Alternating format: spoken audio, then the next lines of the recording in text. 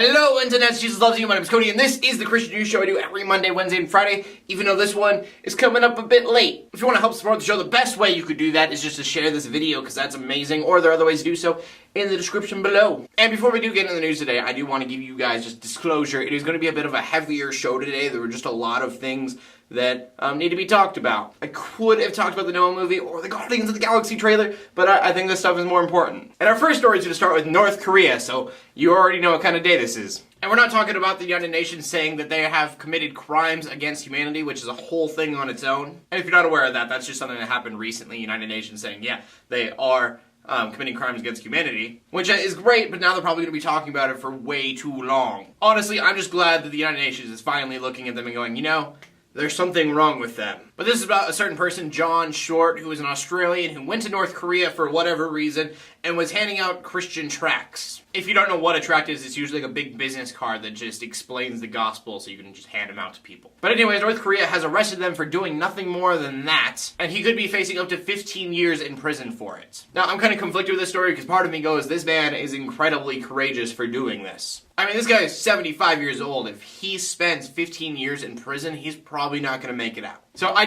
commend his courage, because if I knew that was how I was going to spend the rest of my life, I wouldn't do it. But on the other side of things, who goes to North Korea? I guarantee there are people in your neighborhood that need salvation just as bad as the people in North Korea. But regardless, prayers out to the Short family. I hope that this man does not have to spend the rest of his life in prison. Our next story really isn't a Christian story, but we have to talk about Kiev. We have talked about Ukraine in the past, kind of, for this whole thing that's going on. People started protesting because there were laws made that said you couldn't protest, and people just started protesting it. And from then, there were a lot of ups and downs, and then there was a truce a few days ago. Everything calmed down for quite a while, things seemed to be going really well, and then there was a standstill, and then just chaos. And through all this chaos, the last number I saw was 26 people dead, both police officers and citizens alike. And I've been watching live feeds of this. You can see a live feed in the description below if you want to go check it out.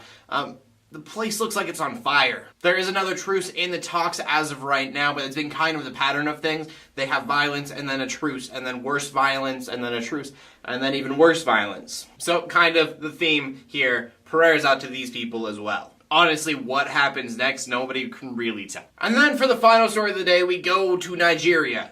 We've talked about Boko Haram on this show as well. Last Saturday, the Islamic terrorist group went to a small village and killed 106 people. Through the show today, I have been talking a lot about the number of people. And so I don't want to fly past that 106 people are dead. All because a terrorist group took a religion that really isn't all that bad and just twisted it in such a dark way. For the most part, they were all men who were killed, but there were some women who were either trying to protect their grandchildren or their kids, and they also were killed as well. So first, I just wanted to say prayers again out to them as well for losing loved ones and having to build this village back together. But also, I think as Christians, we really need to look at this and realize we believe that our faith is the most loving and peaceful and all of that. But a lot of Muslims believe the same thing about theirs. So I think we just need to remember that our faith is about love and that we need to be showing that at all times. I just know that it has happened in the past that Christians will do things in the name of God and their terrible, violent acts. It would be horrific to me to see anything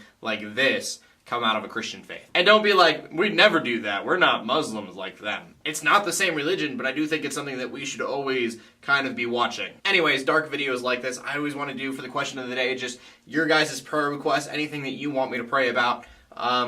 Just put it out in the comments below. Or if you want to, you can message me. That way it can be a little private. You can message me through YouTube if you know how to do it. It's kind of complicated. Or there are other ways to contact me in the description below. Anyways, I apologize that today's news show is so dark. I didn't plan on that when looking for the news stories. But like I said, I could have talked about some stuff that didn't matter. But this is important. So hopefully Friday will be a little bit happier. Maybe I'll talk about the Noah movie some more. But anyways, my name's Cody. I'm bringing you Christian news in a not so boring kind of way. This might have been a boring episode, but hopefully it at least hit home for you a little bit. As always, you can catch us right here every Monday, Wednesday, and Friday. In closing, let the haters hate, let the Christians pray, and to everybody like, subscribe. I'll see you later, and God bless. And just to make up for depressing you today, here is a picture of Rocket Raccoon. You're welcome.